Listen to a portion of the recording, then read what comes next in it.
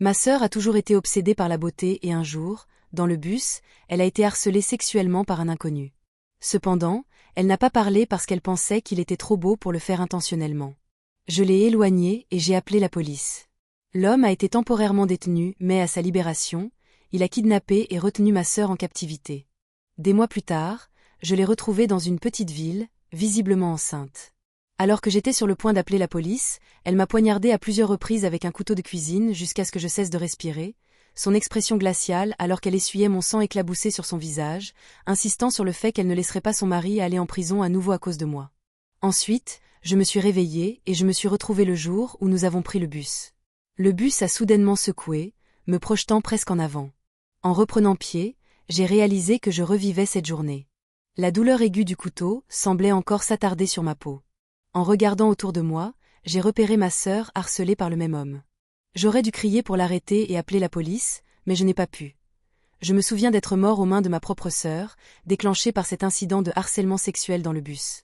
Auparavant, lorsque l'homme, Ethan, la harcelait, elle le supportait en silence, ne m'en parlant qu'après notre descente.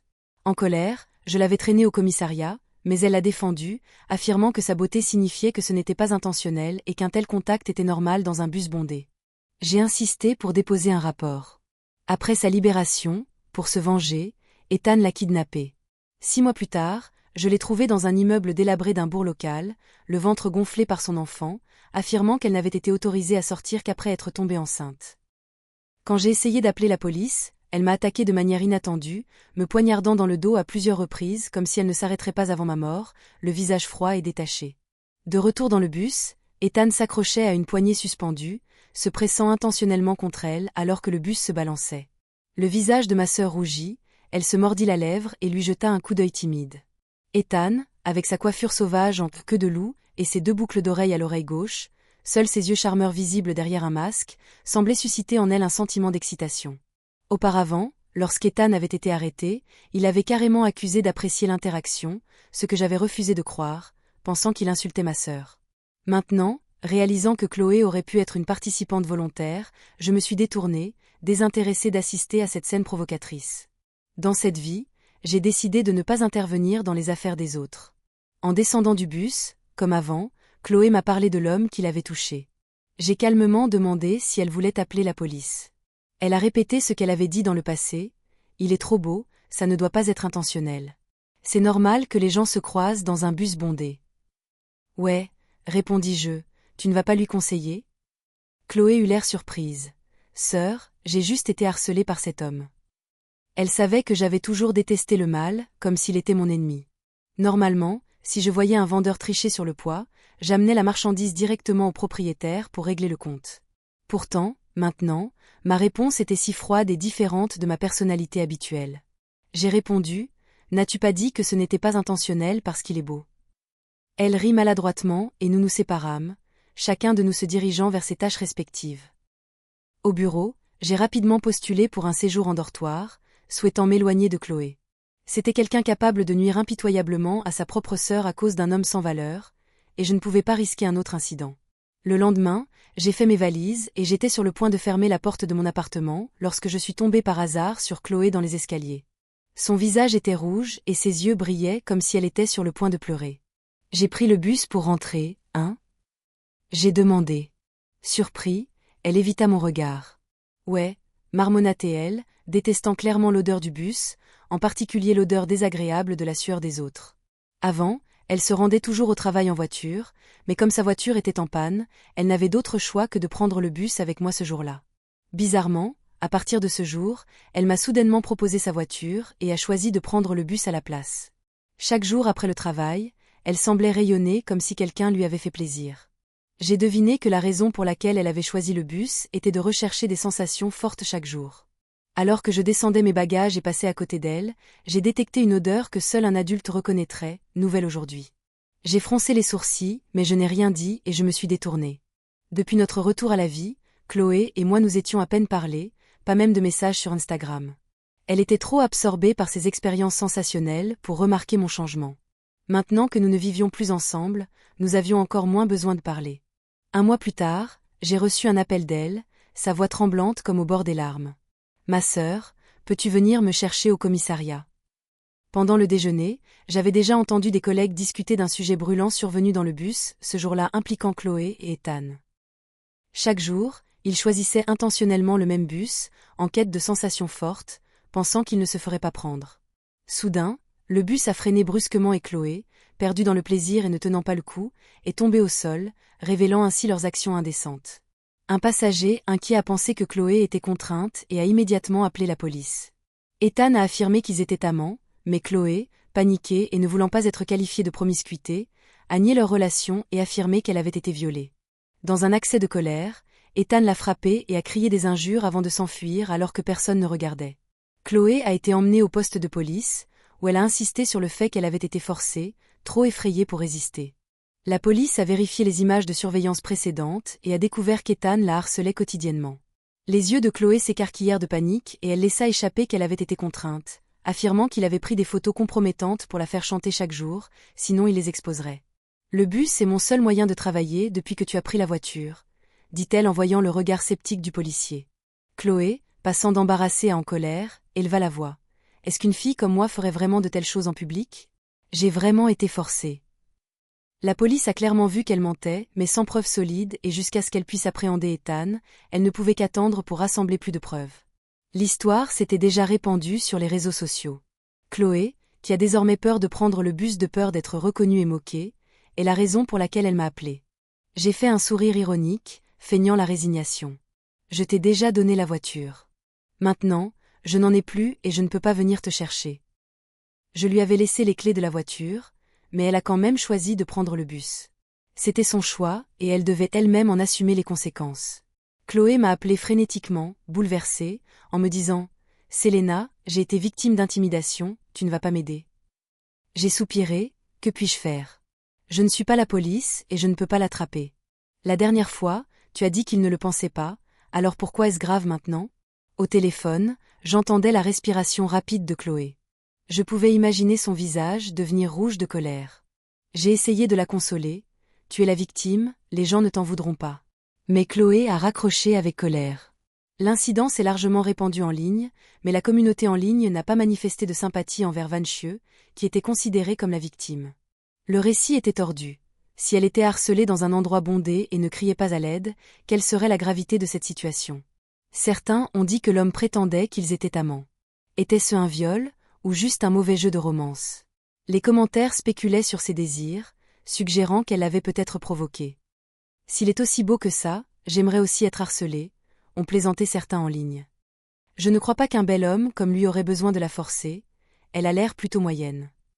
Mon téléphone a été inondé de messages harcelants, et même un extrémiste en ligne a trouvé notre maison. Tenant un grand sac, le visage plein de colère, ils m'ont jeté son contenu alors que Chloé et moi étions sur le point de quitter la maison. Soudain, elle m'a repoussé à l'intérieur, claquant la porte et la verrouillant de l'extérieur. J'ai frappé à la porte, lui criant de l'ouvrir, mais sa voix tremblante est venue. « Sœur, je ne peux pas l'ouvrir. Il doit être ici à cause de moi. Ne vous inquiétez pas, il ne vous fera pas de mal, j'ai déjà appelé la police. Attendez juste encore un peu. » Des œufs et des légumes pourris m'ont été lancés, puis quelque chose de plus fort m'a frappé à l'arrière de la tête. J'ai chancelé, essayant de reprendre mes esprits. En baissant les yeux, j'ai vu une bouteille en plastique contenant un liquide jaune clair rouler à mes pieds. Me recroquevillant pour me protéger, j'ai été soulagée lorsque l'agresseur est parti après avoir vidé son sac d'ordures. Épuisée, j'ai frappé à la porte, la voix rauque, « Ouvre, il est parti. » Chloé n'était toujours pas rassurée. Vraiment ? J'appuyai ma tête contre la porte en soupirant profondément. Elle regarda par le judas, vérifiant à plusieurs reprises avant de finalement ouvrir la porte. Ses yeux étaient rouges, son corps tremblait comme quelqu'un qui vient de subir un choc majeur. Malgré la douleur dans tout mon corps et la douleur persistante à l'arrière de la tête, je ne pouvais pas me résoudre à la gronder. Après tout, c'était ma sœur. Je l'ai vue grandir depuis son enfance, et malheureusement, dans ma vie antérieure, j'étais aveugle à sa psyché tordue. Maintenant que je vois sa vraie nature, je réalise à quel point mon affection précédente pour elle était stupide. Chloé m'a exhorté, « Sœur, s'il te plaît, aide-moi rapidement. » J'ai éteint mon ordinateur, je me suis étirée, j'ai dit au revoir à mes collègues et je me suis préparée à rentrer chez moi. Pas aujourd'hui, dis-je, je dois travailler tard. Je verrai quand je pourrai. Chloé a explosé de frustration. Travailler tard ? Êtes-vous en train de dire que le travail est plus important que moi? Voyez-vous à quel point il me réprimande terriblement en ligne. Je me suis réinstallée sur ma chaise de bureau, exaspérée, j'ai des délais urgents. Si je ne termine pas, je pourrais perdre mon emploi. J'ai été trop occupée pour naviguer sur Internet aujourd'hui. Dites-moi, comment vous calomnie-il en ligne? Je souris légèrement, retenant ma satisfaction. Chloé resta sans voix pendant un moment et finit par serrer les dents. Allez en ligne et voyez par vous-même. Une fois que vous avez terminé, postez une vidéo pour me défendre. J'ai murmuré un indifférent et, bien sûr, je n'avais pas l'intention de parler pour elle.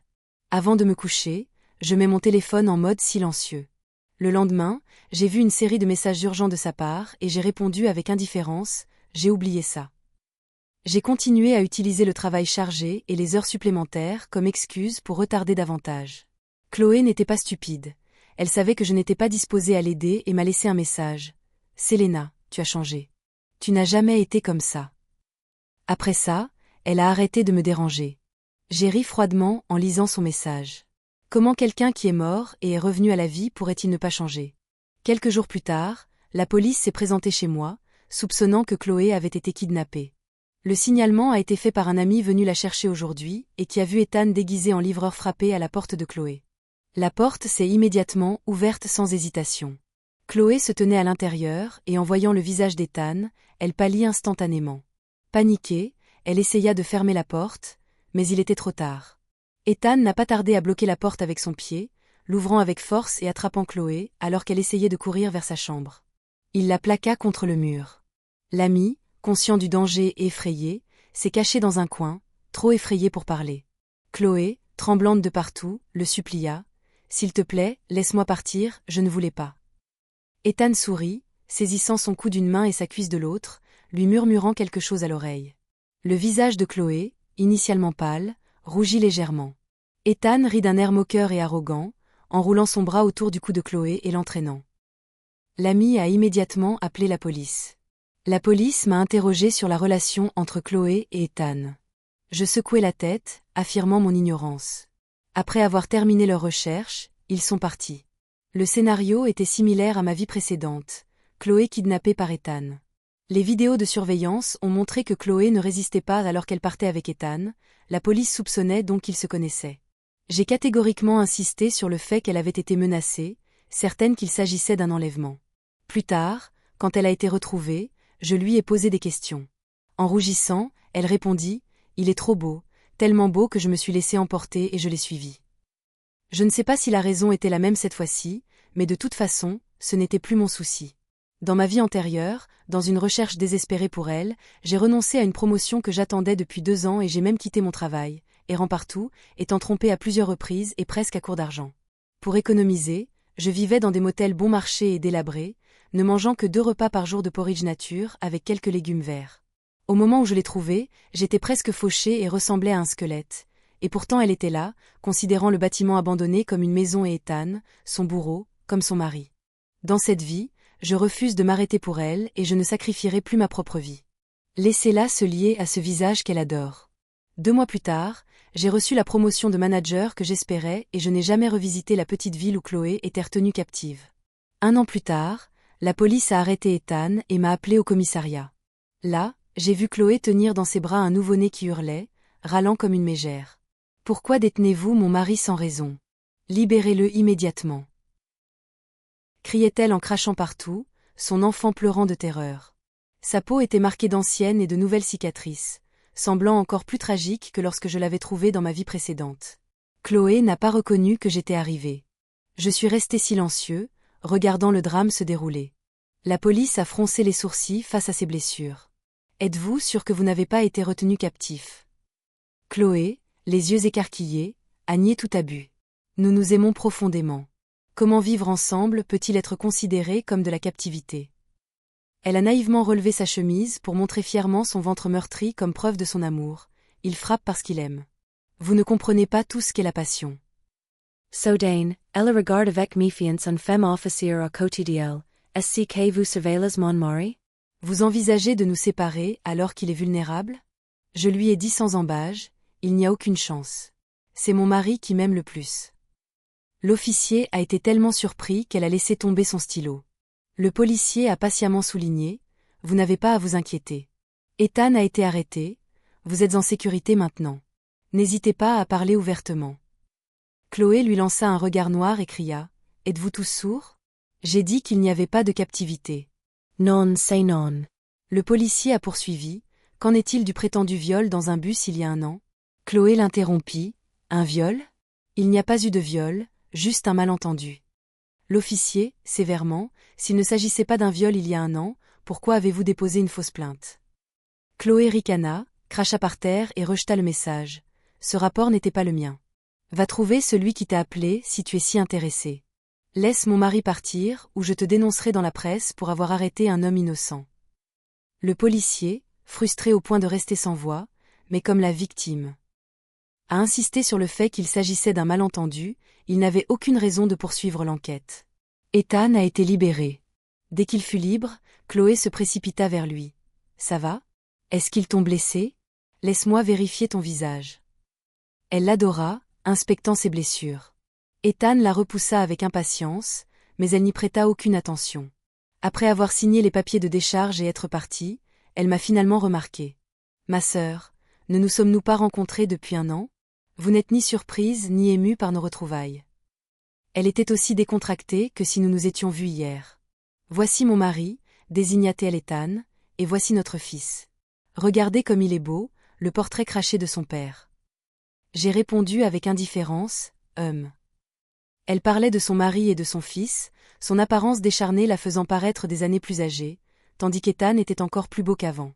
Il n'était pas étonnant que l'obsession de Chloé pour lui grandisse. En partant, ils ont voulu faire du stop avec moi. Faisant semblant de ne pas avoir conduit, j'ai payé leur taxi à la place et je les ai rapidement renvoyés. Je ne voulais pas qu'ils salissent mon Audi. Enfin libérée de l'atmosphère étouffante, Chloé publie chaque jour sur son cercle social, affichant son prétendu bonheur conjugal. On peut voir à quel point elle a été désespérée l'année dernière. Seulement elle aime les posts d'Ethan et de leur enfant. Personne ne semblait plus se soucier d'elle. Tout le monde était au courant de ses rencontres passées avec Ethan et ne comprenait pas pourquoi elle choisirait quelqu'un comme lui. La seule explication qu'elle a donnée pour ce qu'on appelle un « viol » était qu'il s'agissait en réalité d'une recherche de sensations fortes consensuelles. Son ami, qui avait signalé son enlèvement, a été réprimandé pour son ingérence, ce qui a amené l'ami à révéler en ligne tous les scandales de Chloé.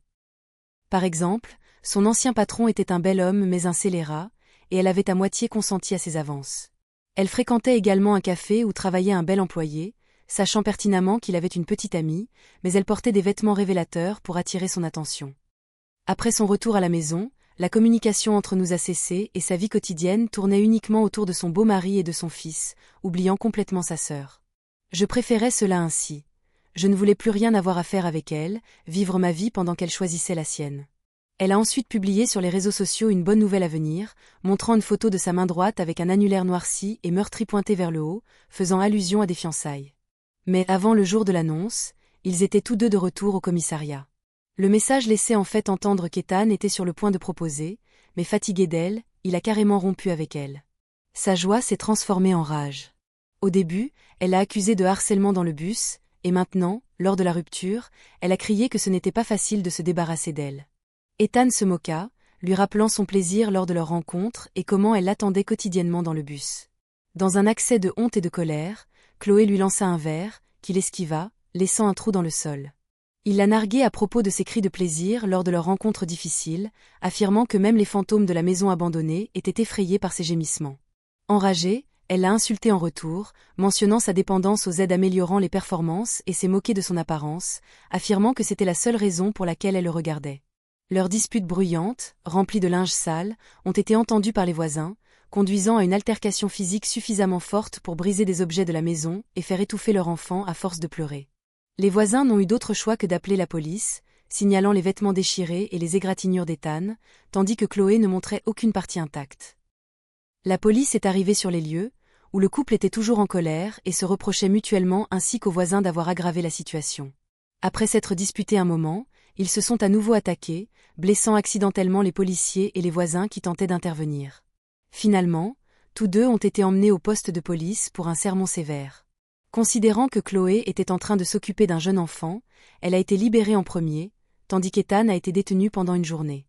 Une fois Ethan libéré, Chloé, toujours fascinée par sa beauté, a emmené leur enfant à sa rencontre, le suppliant « Regarde quel beau fils je t'ai donné. Ne nous battons plus, vivons bien ensemble. » Ethan, cependant, montra fièrement son propre visage et rétorqua « Ce visage a des filles qui font la queue pour moi.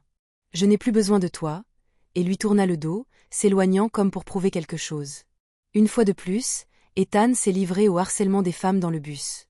Cette fois, cependant, la victime n'était pas quelqu'un de passionné de beauté comme Chloé et n'était pas facile à victimiser. Elle a saisi le poignet d'Ethan de manière décisive et a immédiatement appelé la police. Chloé, en délire, s'est précipitée au commissariat, a attrapé les cheveux de la victime et l'a giflée en criant « Espèce de femme bon marché, comment oses-tu accuser mon mari? Il est si beau, il n'a pas besoin de harceler quelqu'un comme toi. Regarde-toi, tes yeux ne ressemblent même pas à des yeux, ton nez ne ressemble même pas à un nez. » L'explosion de Chloé a suscité l'intervention de la police, qui l'a mise en garde contre toute perturbation supplémentaire. Malgré ses cris affirmant que son mari était innocent, la police ne s'est pas montrée intéressée. Les preuves étaient claires et Ethan a été détenu pendant 15 jours. Chloé, incapable d'accepter cela, a calomnié la victime en direct sur les réseaux sociaux, affirmant qu'elle n'était qu'une femme essayant de séduire son mari. Lorsque cela a échoué, elle a accusé la victime d'avoir fabriqué des accusations. Cependant, Internet, avec sa longue mémoire, l'a rapidement connectée, ainsi qu'Ethan, à l'affaire de viol dans un bus de l'année dernière. Les gens ont été choqués de réaliser que l'agresseur et la victime étaient ensemble, ce qui a conduit à une incrédulité totale quant au fait que ce qui était perçu comme un crime était en réalité une relation tordue entretenue publiquement. La situation en ligne a rapidement changé lorsque les internautes ont exigé la vérité de Chloé. Elle voulait continuer avec le vieux récit, mais la communauté Internet implacable l'a forcée à arrêter de diffuser dans l'embarras. Alors que les vieux scandales refont surface, faisant plus de bruit que jamais, son ancienne amie trahie par elle ne manque pas l'occasion de se moquer d'elle. Cette amie a révélé tout ce qu'elle savait, concluant par un discours rhétorique « À votre avis, quelle est la vérité ?»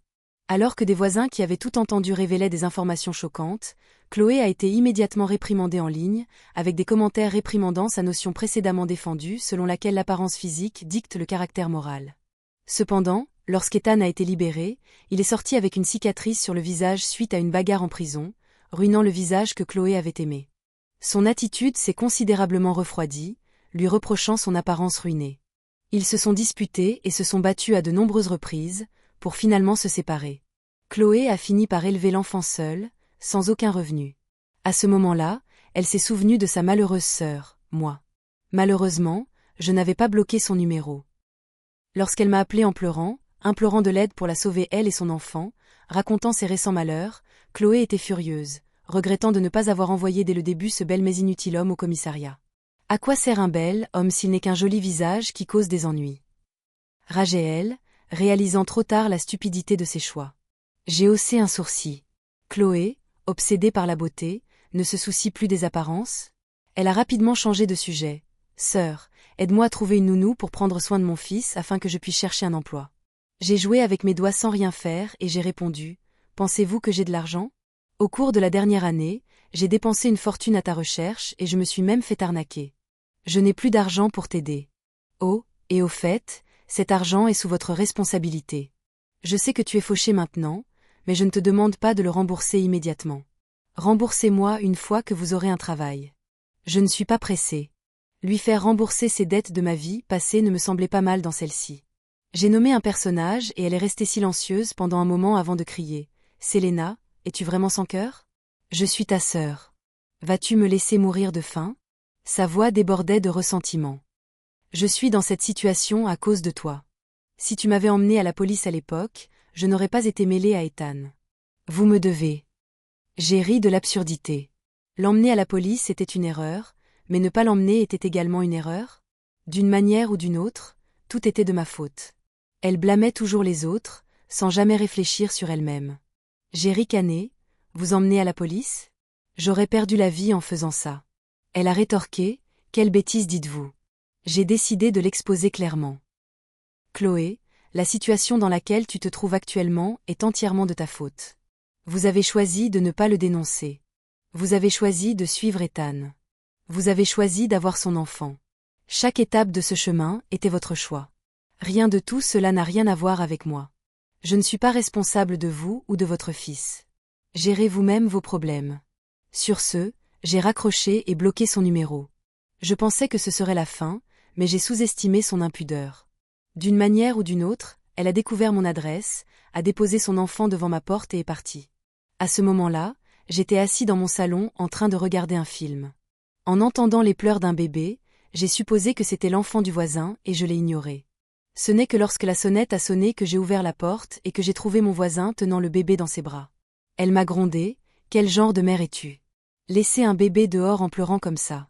Si cela se reproduit, j'appellerai la police pour négligence envers les enfants. » Abasourdi, j'ai regardé le bébé dans les bras de ma voisine. Ce n'était pas le mien, mais les images de sécurité ont confirmé que Chloé avait abandonné l'enfant devant ma porte. Je l'ai immédiatement appelé, mais après 2 sonneries, l'appel a été coupé. La deuxième tentative est allée directement à la messagerie vocale. N'ayant pas d'autre choix, j'ai emmené l'enfant chez elle, mais j'ai trouvé son appartement vide. N'ayant plus d'autre choix, j'ai appelé la police et je leur ai remis le bébé. Lorsque les policiers ont découvert que j'étais la tante du bébé, ils ont essayé de me persuader d'en prendre la garde temporaire. Vous êtes le parent le plus proche du garçon. Nous retrouverons bientôt sa mère, m'ont-ils assuré. Mais je secouai fermement la tête. Je n'ai aucune responsabilité envers cet enfant. La police, n'ayant pas le choix, a envoyé le bébé dans un orphelinat. Je ne ressentais aucune culpabilité. L'enfant était innocent, mais moi aussi. Laissons Chloé supporter les conséquences de ses propres actes. Plus tard, je l'ai vue dans la rue, fortement maquillée et habillée avec ostentation, accrochée au bras d'un homme plus âgé avec des sacs de courses dans l'autre main. Autrefois obsédée par les beaux hommes, elle ne semblait plus s'en soucier. Soudain, une femme a surgi de la foule, balançant son sac à main et frappant Chloé au visage. Du sang coulait du coin de son œil alors que la femme lui attrapait les cheveux et la giflait à plusieurs reprises, criant des accusations de briseuse de ménage. C'était une scène classique d'une femme confrontée à sa maîtresse. Les spectateurs ont applaudi et applaudi lorsque Chloé, qui n'était clairement pas de taille face à la femme, a été battue, son chemisier déchiré. L'homme plus âgé a finalement éloigné la femme après plusieurs tentatives, laissant Chloé affalée sur le sol, l'expression vide comme si elle ne pouvait pas entendre les quolibets autour d'elle. Elle a levé les yeux et m'a vu regarder. Sun cor se rated, la culpabilité Clayton sur son visage avant tuel en se remettre sur pied, se fraye en chemin à travers la foule, sans même prendre la peine de couvrir son commissaire déchir. Elle a traversé la rue en courant si vite qu'elle a été heurtée par une voiture noire. Elle gisait dans une mare de sang, ses yeux papillonnant faiblement. J'ai immédiatement appelé une ambulance et relayé l'emplacement. Alors que je terminais l'appel, j'ai senti une légère traction sur ma jambe. Je me suis penchée et Chloé m'a regardée avec des yeux suppliants.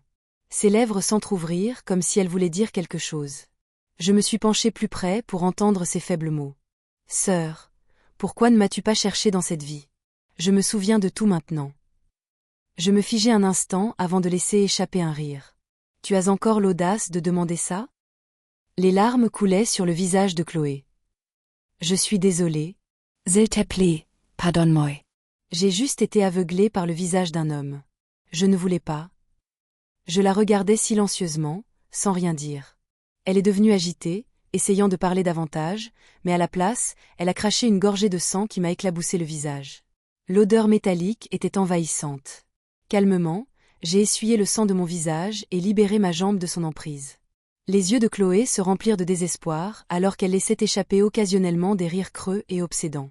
Les secours sont arrivés et l'ont mise sur une civière. « Famille, s'il vous plaît, venez avec nous », a exhorté l'un d'eux. Je secouai la tête et me détournai. Sur le chemin de l'hôpital, Chloé est décédée. J'ai organisé ses funérailles et essayé de contacter Ethan, pour ensuite apprendre qu'il était décédé par suicide une semaine plus tôt. Même après que son visage ait été défiguré, la nature prédatrice d'Ethan est restée inchangée.